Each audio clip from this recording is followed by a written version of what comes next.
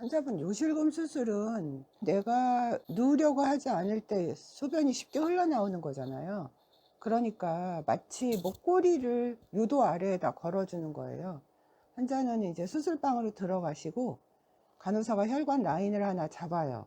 옆에서 다 수술 준비를 하게 되죠. 수술을 할 때는 혈관 주사로 환자를 재워요. 그리고 나서 우리가 수술 부위에 국소 마취를 또 해요.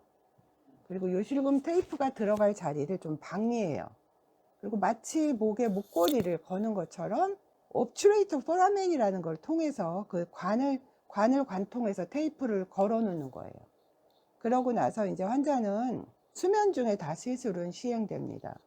그래서 그 방리한 곳을 다 제대로 테이프를 안장시켜 놓고 제 위치에, 환자에 따라서 요실금이 좀 심한 사람은 테이프를 타이트하게 해놓고 요실금이 심하지 않은 사람은 좀 중간, 약한 이 사람은 아주 느슨하게 테이프를 넣어 놓는 것입니다. 그리고 테이프가 들어간 이후에 그 다음에 우리가 벗긴 곳을 다시 봉합하게 되죠. 환자는 마취해서 깨게 되면 통증은 별로 없어요. 이미 시술 부위에 다 국소 마취가 들어갔기 때문에. 우리가 시술 중에 요도 안에 어떤 관을 하나 껴놔요. 그러니까 그것은 소변이 제대로 흘러나가게 하는 것이죠. 그리고 시술이 끝나고 나면 저희 병원은 바로 방광안을 들여다봐요. 왜냐하면 그 테이프가 방광에 어떤 그 외상을 줄 수 있기 때문에. 그래서 방광에 어떤 외상이나 혈종이나 이런 것들이 있는지 바로 확인해요. 그리고 나서 환자는 수술대에서 혈압이 정상화되고 호흡이 다 돌아오면 방으로 옮기게 돼요. 그리고 이제 그 끼워놨던 소변줄을 환자 상태에 따라서 1시간이나 2시간쯤 있다 빼주고 나서 환자들이 소변이 차려면 2시간은 걸리거든요.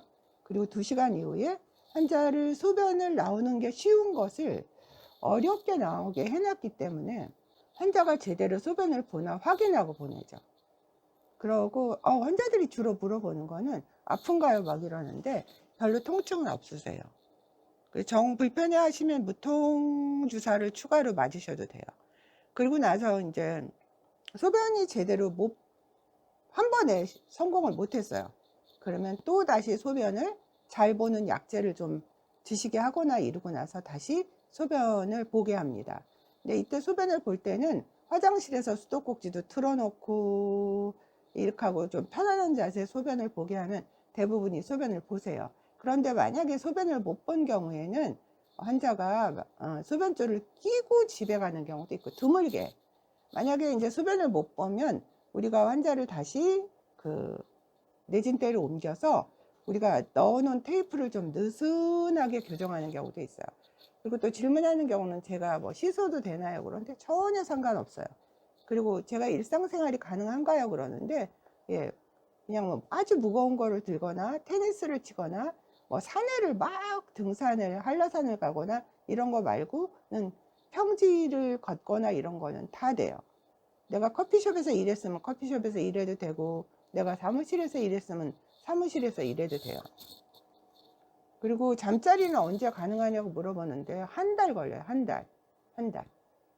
아시겠죠? 그래서 통증은 없다. 소변 보는 게 확인하는 게 중요하다. 그리고 만약에 정말 드물게 잘 못 보면 수면줄을 끼고 가는 경우도 있다. 그리고 통증은 없다. 일상생활이 가능하다. 바로. 그리고 식생활은 어떻게 드셔야 되냐 그러냐면 뭐 하여튼 부인과 수술을 하면 뭐 미역국 먹어야 되나 이런 거 물어보시는데요. 그건 말도 안 되는 얘기예요. 골고루 잘 드셔야 돼요. 그래야지 조직이 잘 회복하는 데 도움을 주는 거예요. 야채, 과일, 생선 골고루. 그래야지 조직의 회복이 원활하게 됩니다. 요실금 수술에 대해서 전반적으로 설명드렸습니다. 아픈가요? 일상생활이 가능한가요? 계속 물어보세요. 가능하세요. 전혀 불편한 게 없다고 보시면 됩니다. 요실금 수술 궁금한 게 해결되셨나요? 감사합니다.